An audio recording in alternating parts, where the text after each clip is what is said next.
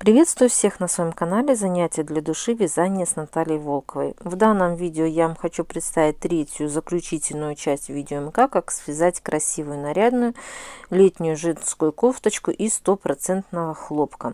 В конце данного видео я также оставлю фото других своих работ, а именно это будут летние кофточки, связанные крючком и спицами. На все данные модели вы сможете найти бесплатное видео МК у меня на канале. Итак, приятного всем просмотра. Итак, вот я провязала еще немного данную кофточку, то есть я уже полностью вывязала горловину, то есть сделала так вот, как хотела. То есть вот у меня идет как бы здесь под уголком. Значит, в общей сложности я провязала, вот именно когда закончила я вязать, именно вот этот вот оформлять, так сказать, горловину от плеча в таком сложенном состоянии, это где-то примерно 33 сантиметра.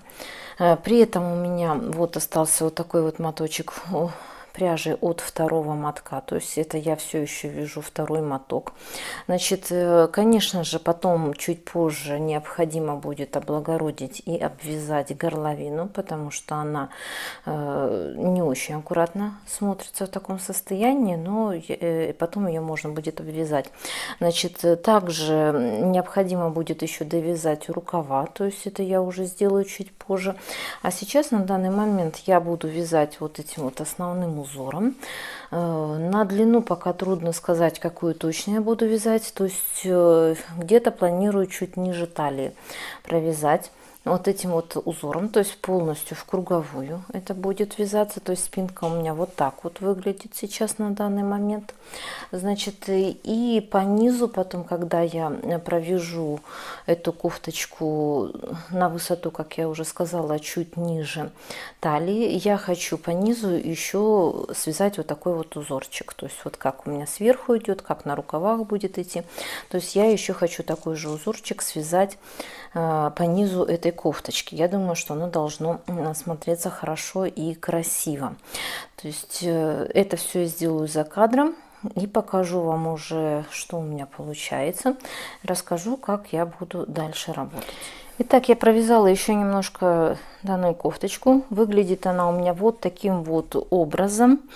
Значит, от плеча это у меня получается примерно, я провязала, значит, вторым узором это 50 сантиметров в общей сложности. И потом я начала вязать узором точно таким же, как вот у меня шел верх и рукава. То есть если рассматривать вариант именно от конечной вот этой вот точки, где у меня был центральный узор, то есть получается, что где-то через 15,5 сантиметров вот так вот я начала вязать именно другим узором. Но опять же от себя хочу сказать, что вот эту величину вы должны регулировать самостоятельно, потому что у каждого свой рост.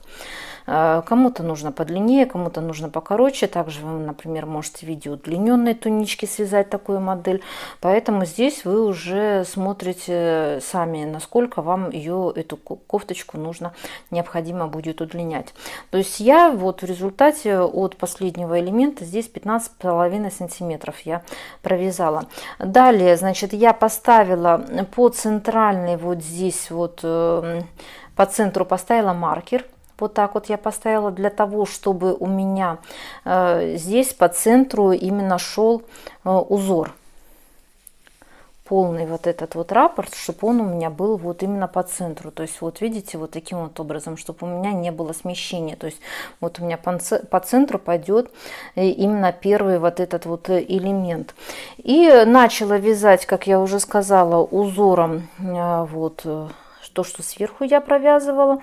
Вы при желании, я продолжила вязать обычным своим крючочком, каким я именно всю кофточку и вязала.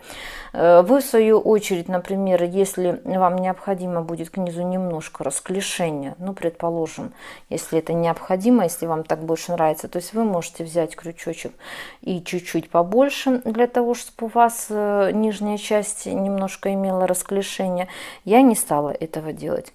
То есть у меня вот таким вот образом все это выглядит. Дальше я буду продолжать вязать именно вот первым узором здесь по низу. И покажу вам, что у меня получилось через какой-то период времени, и объясню, как я, соответственно, Итак, я уже довязала в длину данную кофточку, то есть выглядит она у меня вот таким вот образом. Значит, я провязала второй вот этот узор. В общей сложности сейчас я вам скажу на длину где-то 14 сантиметров. Вот так вот 14 сантиметров. У меня это получилось 2,5 раппорта узора. То есть вот если рассматривать здесь, это половинка и 2 целых этих раппорта. Значит, всего общая сейчас длина у меня кофточки 65 сантиметров. Но опять же, я ее еще пока что не стирала, поэтому есть такая вероятность того, что кофточка может немножко подвытянуться после стирки. То есть окончательные размеры я уже, конечно же, буду говорить после того, как я ее постираю. Значит, по низу у меня эта кофточка получилась где-то 53 сантиметра. То есть вот таким вот образом она у меня выглядит. И после того, как я провязала 2,5 раппорта вот нижних узора, я облагородила немножко край. То есть вот таким вот образом просто обвязала ракушками. Ракушки у меня по 5 столбиков с накидом в одну петельку. То есть вот таким вот образом поближе вам покажу. То есть ракушки я провязывала непосредственно вот в элементы, где у меня шли по 3 столбика с накидом посередке. А фиксировала одним столбиком без накида это в дугу, которые вот дуги у меня шли. То есть вот таким вот образом у меня пошла обвязка. То есть еще раз напоминаю, по 5 столбиков с накидом в одну петельку и фиксируется столбиком без накидов. То есть без накида это, можно сказать, один из самых простейших вариантов обвязки. Но вы в свою очередь можете, конечно, обвязать каким-либо другим способом. Также, что я хотела сказать по поводу длины кофточки. То есть, как я уже сказала, у меня в общей сложности получилась она в длину на 65 сантиметров. Но вы должны понимать, в свою очередь, что вы должны длину сами регулировать, именно какая вам длина комфортна. Потому что кому-то нравится покороче модели, кому-то наоборот в виде туники нравится. Опять же, не забываем про рост. То есть, у каждого человека свой рост.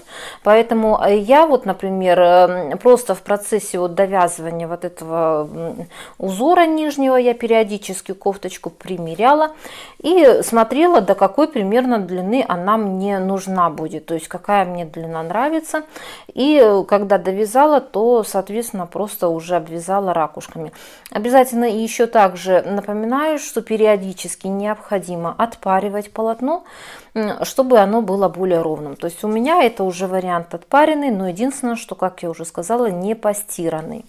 То есть, итак, после того, как я уже довязала в длину эту кофточку, значит, необходимо немножко облагородить горловину. Так вот, у меня горловина.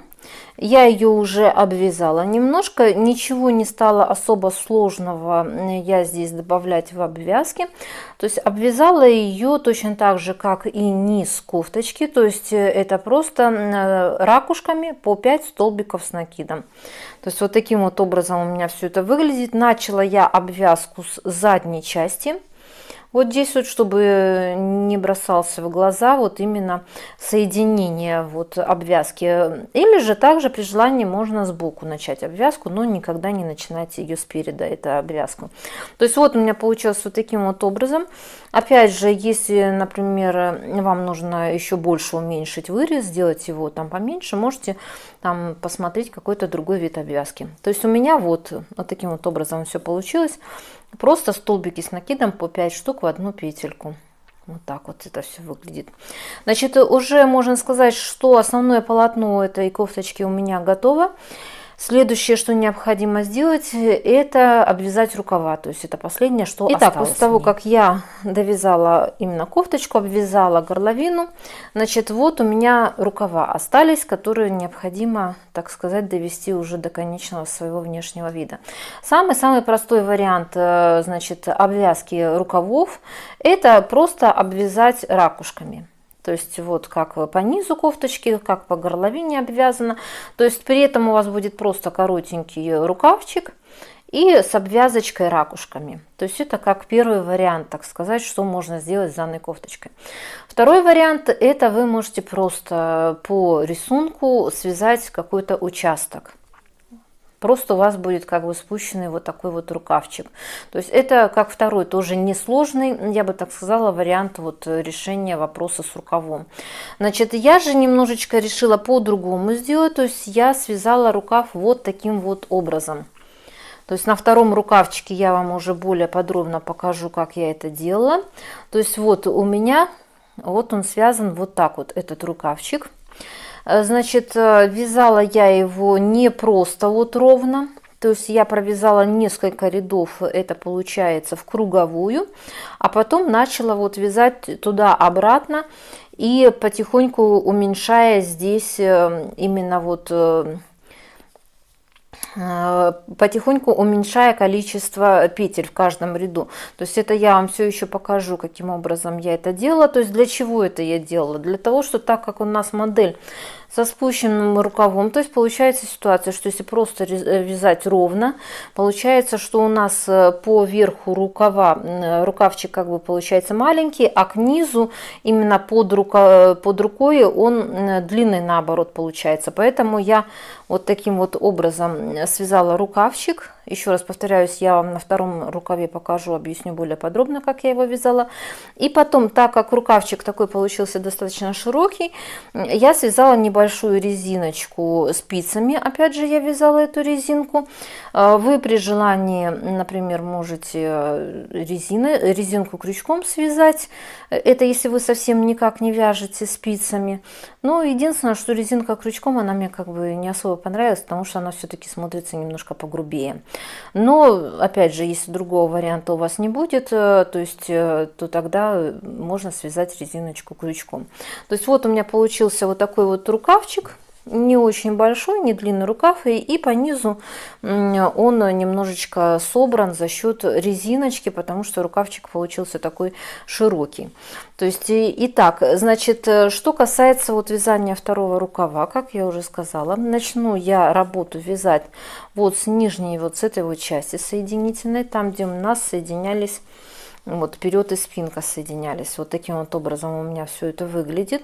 То есть вот отсюда я начну работу, провяжу какой-то участок работы и более наглядно я вам уже покажу, каким образом я обвязывала и вязала этот рукав. Итак, вот я обвязала уже второй рукав, то есть выглядит он у меня вот таким вот образом. Вот сейчас я более наглядно его вот сюда положу и покажу вам. То есть вот вязала я его вот таким вот образом. То есть начала вязать я просто прямо по рисунку вязала, а потом начала вот вязать туда обратно. То есть вот у меня в результате получился вот такой вот рукавчик. Значит, теперь более подробно начала я работу, как я уже сказала, вот отсюда, где у нас было соединение переда и спинки. И провязала в общей сложности 4 ряда. Это просто по рисунку. То есть вот у меня идет, значит, 1, 2, 3, 4 ряда. Вот я провязала. То есть у меня получилось таким вот образом. И далее я начала вязать туда-обратно. То есть вот у меня пошел вот такой вот скос. В общей сложности у меня получается 6 таких вот как бы ступенечек. Вот у меня получается 6, да, вот таких вот, да, вот у меня 6 получается ступенечек и с этой стороны. И когда я провязала в общей сложности от начала это 4 полных раппорта узора, то есть вот у меня идет 1, 2, 3, 4 раппорта узора. То есть вот здесь вот теперь я буду вязать спицами резиночку, но для этого мне нужно обвязать вот так вот вокруг, чтобы более ровненький был край. То есть для чего я, когда довязала вот здесь, я оторвала ниточку, последний ряд, фиксирую ниточку посередине, значит, там, где мы начинали вязать, ниточку фиксирую. И далее я буду вязать по 3 столбика с накидом.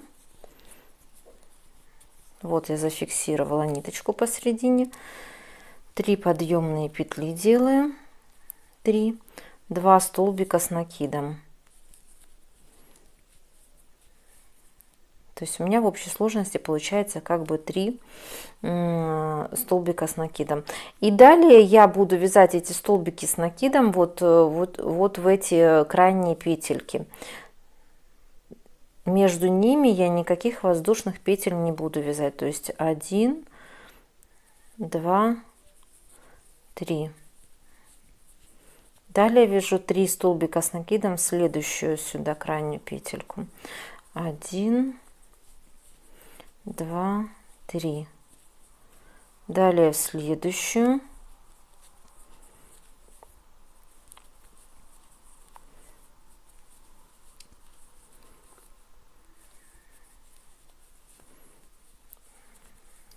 Следующую. То есть просто по 3 столбика с накидом. Вот таким вот образом у меня получается. Я вяжу. Теперь вот у меня еще одна осталась эта ступенечка, то есть 3 столбика с накидом. Сюда 3 столбика с накидом. И далее вот я вышла на ровную вот эту вот часть, где я вязала основной узор, и буду вязать следующим образом. Я буду вязать по 3 столбика с накидом в каждую вот эту вот дугу, то есть 1, 2, 3. Потом в начале 5 вот этих вот столбиков без накида, в конце в 5-ю петельку. То есть вот таким вот образом у меня получается. Далее опять же я провязываю в дугу 3 столбика с накидом. Посередине вот здесь вот во 2-ю петельку получается провязываю.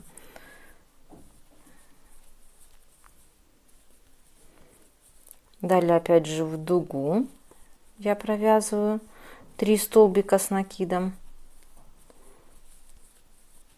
То есть вот у меня получается, вот я таким вот образом как бы обвязываю, облагораживаю край именно там, где я вязала крючком. Значит, по такому принципу я буду провязывать именно до конца, вот здесь вот вокруг провяжу, весь рукав обвяжу, потом, соответственно, я буду в крайние вот сюда вот так вот вязать по 3 столбика с накидом, то есть по принципу точно так же, как я здесь начинала. Здесь 3 столбика с накидом, и получается у меня соединяется вот здесь вот петля, будет соединительная петля в конце ряда. То есть я как бы вокруг обвяжу, здесь сделаю более плавненький вот такой вот переход, после чего я начну вязать резинку. Для этого мне понадобятся обычные чулочные спицы. У меня это спицы 3. Вы можете, в принципе, даже при желании взять 2,5, если вам резиночка нужна будет. Итак, вот я уже обвязала полностью рукав, то есть обвязывала, как вам показывала. То есть вот таким вот образом у меня все это выглядит. Вот так вот. Вот выглядит. И естественно, после того, как я уже полностью провязала этот рукав, я его отпарила. То есть вам рекомендую это сделать, потому что потом, когда вы сделаете резиночку, то отпарить будет уже немножко посложнее. И теперь следующее, что необходимо будет сделать, это набрать петли для того, чтобы вязать резиночку. Но опять же, если вы вдруг не умеете вязать спицами, значит вы можете связать резиночку крючком 2 на 2 или просто обвязать, вот дальше обвязать крючочком, ракушками, и тогда тоже оно будет хорошо смотреться. Значит, ну я буду вязать резинку, и для этого мне нужно набрать петли на спицы. Спицы я взяла номер 3, это чулочные спицы. 5 штук в комплекте. То есть вот таким вот образом набираю. То есть вот по краю, там где у меня идут петельки, я вот таким вот образом набираю. Вот так вот набираю петельки на спицу. Всего у меня будет, я должна набрать 112 петель в круговую. И после того, как я наберу вот эти вот все петельки, я буду вязать обычной резиночкой по кругу 2 на 2. То есть вот таким вот образом получается. То есть вокруг я набираю петли и буду вязать резиночкой. Резинкой я буду вязать 15 рядов. То есть вот здесь вот у меня будет, после чего я закрою эту резинку с помощью иголки эластичным способом. То есть вот так вот тянется немножко эта резиночка. Как это сделать, а именно закрыть резинку эластичным способом, у меня есть очень подробное видео МК. Я оставлю ссылочку в описании к данному видео. И если вы не умеете закрывать иголочкой, значит можете его посмотреть. Если же вам такой вариант покажется сложным, ну значит просто можете закрыть эту обычную резинку, обычным способом закрыть резинку. Но единственное, что будет не настолько аккуратно, возможно, и красиво смотреться. Итак, значит, после того, как я довяжу уже полностью второй рукав, единственное, что останется, это уже полностью доделать эту кофточку, а именно убрать все ниточки, отпарить там, где, мало ли, вдруг у вас еще не отпарен оказался участок какой-то. Обязательно необходимо постирать эту кофточку, потому что, возможно, после стирки может она немножечко подтянуться. То есть это я уже посмотрю в процессе, как она у меня поведет себя. И также я, вот, например, для себя решила, что я хочу немножечко освежить, приукрасить переднюю часть, а именно вперед на кофточке, и пришить вот такие вот стразики. Пришивать я их буду вот в центр квадратика, то есть вот таким вот образом. Я это буду делать каждый вот квадратик по центру. Буду их пришивать до уровня, где вот у меня шел вот именно реглан плеча. То есть вот здесь вот до этого уровня я вот так вот буду их, эти стразики, пришивать. То есть вот до этого уровня. По плечу я не буду это делать. И вот получается точно так же с обратной стороны я это буду делать. Но опять же, как я всегда говорю, декор изделия это уже чисто на ваше усмотрение. Если вам не нравится такой вариант, можно оставить его вот таким вот образом. Также я планирую связать небольшой поясочек, такой вот простой цепочечкой из воздушных петель, и вдеть его по уровню талии, этот поясочек, для того, чтобы кофточку можно было немножко приталить. Но это опять же, если в этом есть необходимость, возможно, вам более нравится простой ровный вариант, так сказать. То есть все это я сделаю за кадром и покажу вам уже конечный вариант, что у меня получилось. Итак, вот я уже полностью доделала эту кофточку. То есть она у меня получилась вот таким вот образом. Я ее немножко задекорировала. То есть, если вы обратили внимание, я вдела тоненький, совсем тоненький поясочек. То есть связан он воздушными цепочечками и цепочкой из воздушных петель из одной ниточки. То есть я специально не стала делать очень толстый и громоздкий поясок. Значит, и по низу пояска я сделала вот такие вот кисточки. Небольшие, опять же, сделала кисточки, но это опять же декор, это на ваше усмотрение. То есть если вам мало ли вдруг понравится данная моделька кофточки просто прямая, без вот этих вот поясочков, то есть вы ее просто можете сделать прямой. То есть я решила немножечко эту кофточку приталить за счет вот такого вот поясочка. Также, если вы обратили внимание, я пришила вот такие вот стразики, то есть они у меня в виде цветочков голубого цвета, а вовнутрь я вшила бусинку. Это она у меня, эти бусинки маленькие, такие из лунного камня, то есть смотрится очень красиво, нарядно. Но опять же, кому, например, не особо нравятся вот именно стразики разные, то можно обойтись и без них. Это уже чисто на ваше усмотрение. То есть обязательно, конечно же, не забываем, что после работы необходимо убрать все ниточки, чтобы у вас работа была аккуратной и красивой. Значит, после того, как я убрала все ниточки, я отпарила уже окончательно там, где это еще необходимо было отпарить эту кофточку, я ее постирала. Это у меня уже постиранный вариант. В принципе, я бы не сказала, что изделие у меня вытянулось. У меня сложилось даже такое впечатление, что оно вообще никак у меня не вытянулось. Значит, на данный момент после стирки у меня получилась кофточка в длину где-то около 65 сантиметров, то есть где-то, ну да, около 65 сантиметров. В ширину на уровне груди, я бы так сказала, она у меня 48 сантиметров. И по низу, вот здесь вот у меня эта кофточка, она получилась 51-52 сантиметра. То есть вот такие вот размеры у меня получились. Опять же, если, например, кому-то еще необходима длина рукавчика, то сейчас я вам скажу, рукавчик где-то 28 сантиметров у меня получился. То есть вот такая вот у меня получилась кофточка, летний вариант. В принципе, очень удобная, комфортная, так как это стопроцентный хлопок без мерсеризации, но в то же самое время она и нарядненькая получилась за счет декора и своего фасона. Надеюсь, что вам данный видео МК был понятен, полезен. Кому понравилось видео МК, обязательно ставим лайк, подписываемся на мой канал, чтобы не пропускать в дальнейшем интересную и полезную информацию. Делимся данным видео со своими друзьями, возможно, кто-то вас также любит вязать. Итак, до новых встреч!